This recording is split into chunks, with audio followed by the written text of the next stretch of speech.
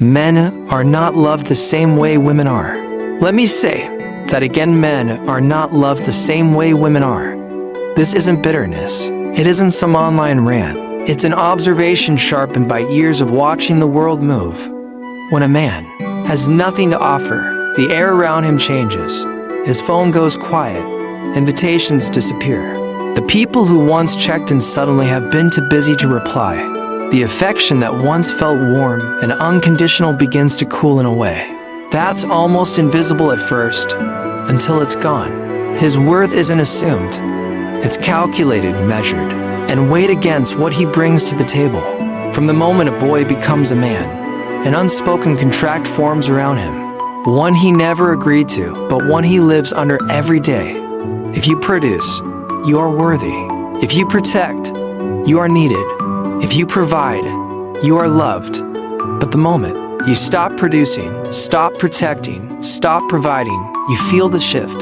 Respect is withdrawn. Attention is pulled back.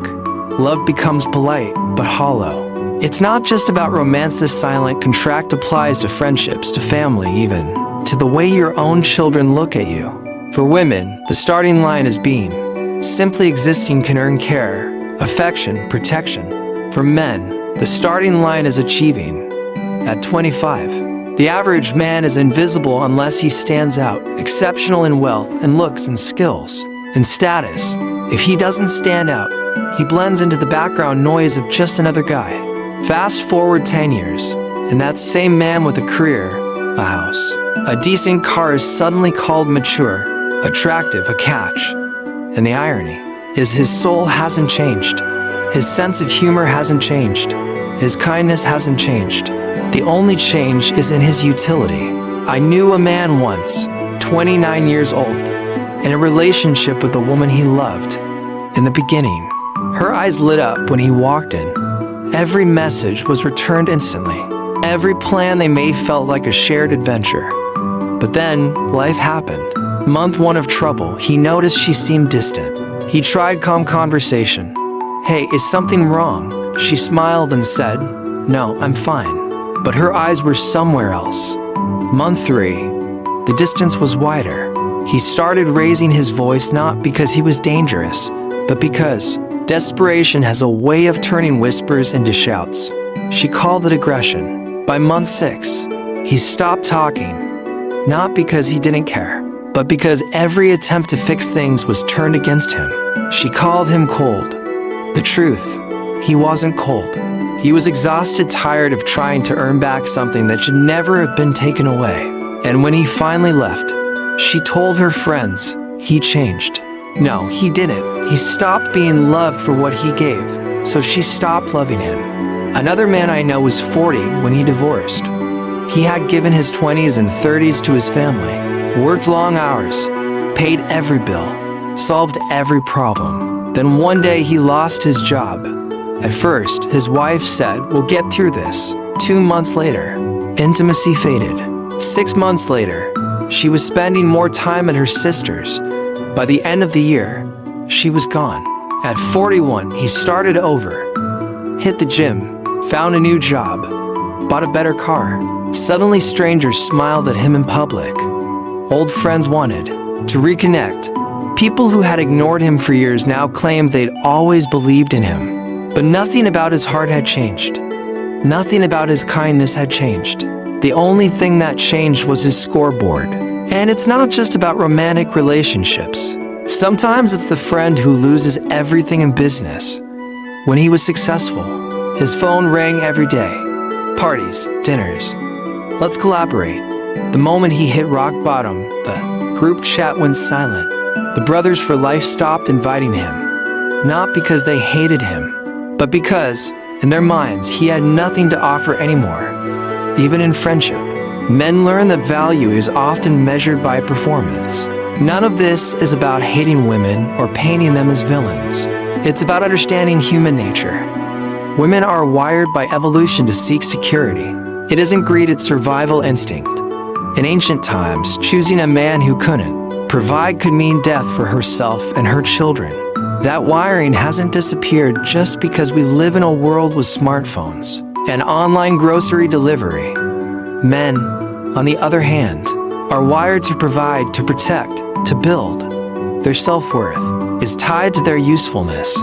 Take away his ability to be useful, and you take away the foundation of how most people see him. Yet men are often told comforting lies. Just be yourself. Money doesn't matter.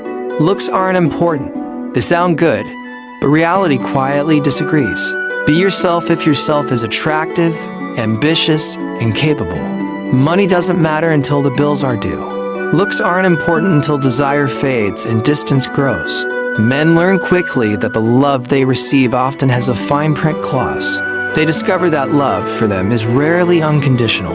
Outside of their mother, and even that can be tested, it almost always comes with terms. This is why so many men suffer in silence. It's why they work insane hours, why they grind through exhaustion, why they push themselves beyond their limits. Because deep down, they know the truth: if they stop climbing, they stop mattering. And when they finally open up about this, they're told, stop being insecure. But it's not insecurity, it's reality. It's the memory of how quickly respect vanished the moment they stumbled. It's also why some men never fully relax in relationships. Why they keep part of themselves locked away. They've seen what happens when they give everything and then lose their edge. They've learned that love can have a scoreboard, and once you've seen the scoreboard, you can't unsee it. The numbers might not be spoken out loud, but they're there, quietly keeping track. The paradox is that once a man accepts this truth, he can actually become more powerful. He stops chasing unconditional love from people who can't give it. He starts building himself for himself, not to prove anything, not to keep anyone, but because he knows his worth is his responsibility. He becomes the man who can walk away from anyone, not out of arrogance, but out of clarity. Because the man who doesn't fear being alone is the man who cannot be controlled.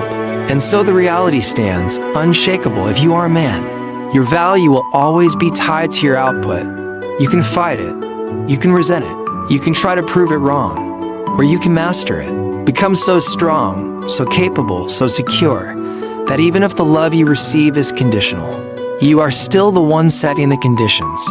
Because once you understand the game, you stop begging for love, you stop pleading for someone to see your worth. You start commanding respect, and in the end, respect lasts longer than affection. Respect is harder to take away. Respect, once earned and maintained, keeps a man standing when everything else has crumbled. That's the truth no one wants to say out loud. Men are not loved the same way women are. They never have been. They never will be. And the sooner a man accepts that, the sooner he can stop asking for a kind of love that doesn't exist for him and start building a life that doesn't depend on it.